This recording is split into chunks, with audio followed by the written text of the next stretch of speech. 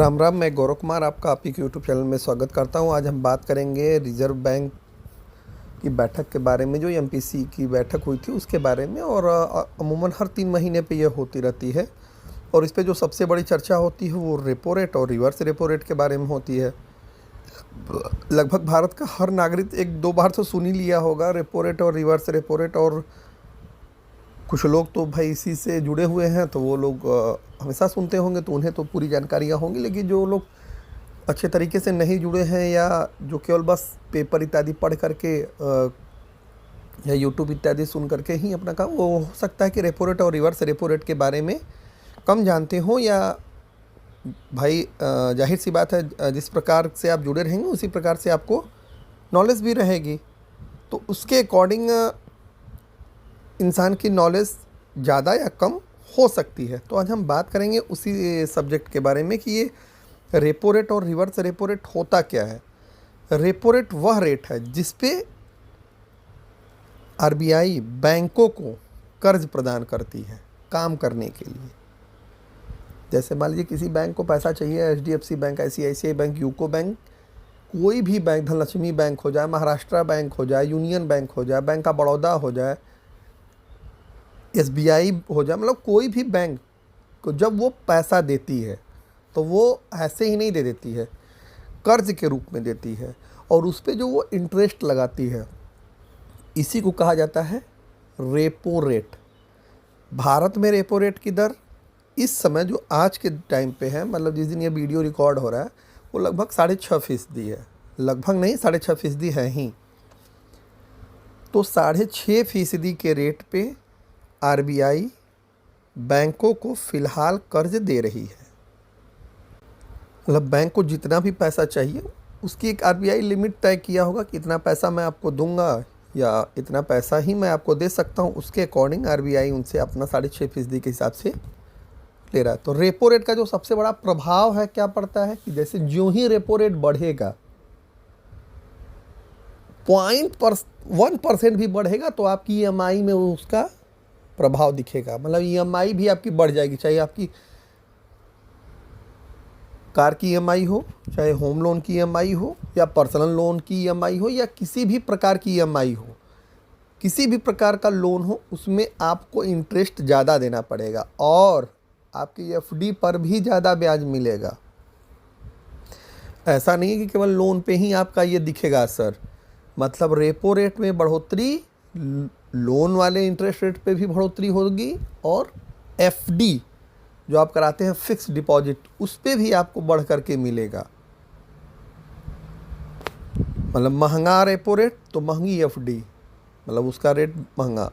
महंगा लोन, अमूमन repo rate में जो बढ़ोतरी इसलिए की जाती है ताकि महंगाई नियंत्रण में रहे। भाई कर्ज लेना सस्ता हो जाएगा, आसान हो जाएगा, तो सभी लोग कर्ज लेकर के बहुत सारी कामों को करेंगे, उससे सिस्टम में पैसा आएगा, मतलब मार्केट में। तो जैसे एक खरीदार है और 2 सामान है तो सामान का रेट कम हो जाएगा,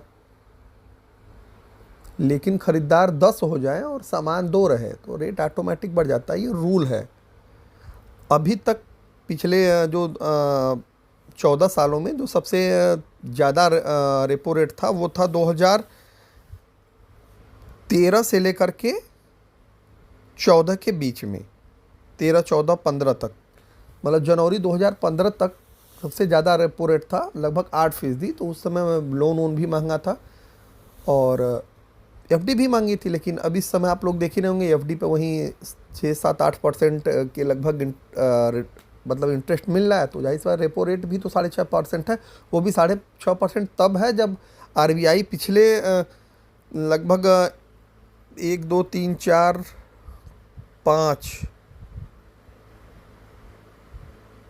5 क्वार्टर उसने लगातार बढ़ाया रेपो रेट। मतलब 2020 में, मतलब कोरोना के टाइम 4% था,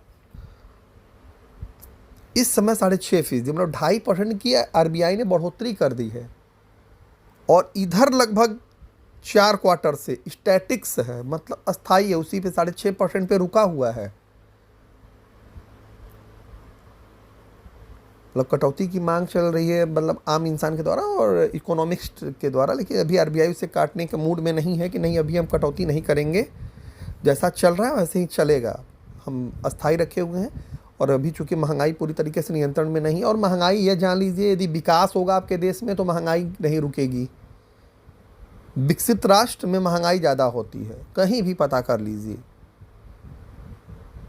भाई सिस्टम में पैसा आना चाहिए ना, आप बाइंग करेंगे, आपके पास बाइंग के लिए पैसा होगा और आप जा कर के अच्छे अच्छे कार्यों को करेंगे, तब महंगाई तो थोड़ी रहेगी ही। महंगाई को कोई कम नहीं कर सकता है, थोड़ा बहुत इधर उधर मैनेज किया जा सकता है, लेकिन कम नहीं किया जा सकता है यदि आपको विकसित होना है तो।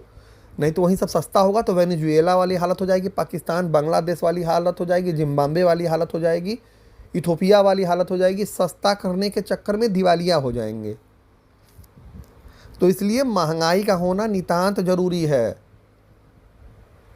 ये केवल पॉलिटिक्स के लिए सस्ता कर देना यह बिल्कुल गलत बात है। और दूसरी चीज, अब हम आते हैं रिवर्स रेपो रेट पे। एक तो हो गया रेपो रेट, मतलब वह दर जिस दर पे आरबीआई बैंकों को कर्ज देता है। अब रिवर्स रेपो रेट वह है कि जिस दर पे आरबीआई बैंकों से कर्ज लेता है। जैसे मान लेते हैं आरबीआई के पास 100 रुपये है और 4 बैंक आ गए उससे मांगने के लिए, भैया हमको भी दे दीजिए 30 रुपया, भैया हमको भी दे दीजिए 30 रुपया। चारों बैंकों को 30 रुपया देना होगा तो 120 रुपये उसे चाहिए देने के लिए। अब आप इसे करोड़ में अरब में समझ लीजिएगा, मैं एग्जाम्पल के लिए बता रहा हूँ। तो जाहिर सी बात है, आरबीआई के पास तो 100 रुपये है और उसको देना है 120 रुपये, तो 20 रुपये तो कम पड़े। तो क्या करेगा, किसी बैंक से कह देगा कि भैया आपके पास एक्सेस मनी है, HDFC से कह दिया, ICI, एक्सिस, SBI, किसी से कह दिया कि आपके पास क्या एक्सेस मनी है, आप हमें लोन दे सकते हैं। तो बोलेंगे ठीक है।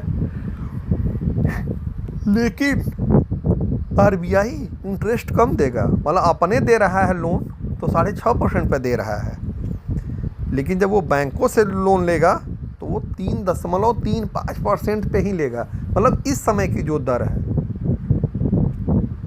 यह दर भी कम ज़्यादा हो सकती है। ऐसी बात नहीं है कि नहीं यह दर स्टैटिक्स रहेगी, इस दर में भी कमी और बढ़ोतरी हो सकती है। 2% तक था पहले, इधर जब रेपो रेट बढ़ा तो रिवर्स रेपो रेट भी बढ़ा।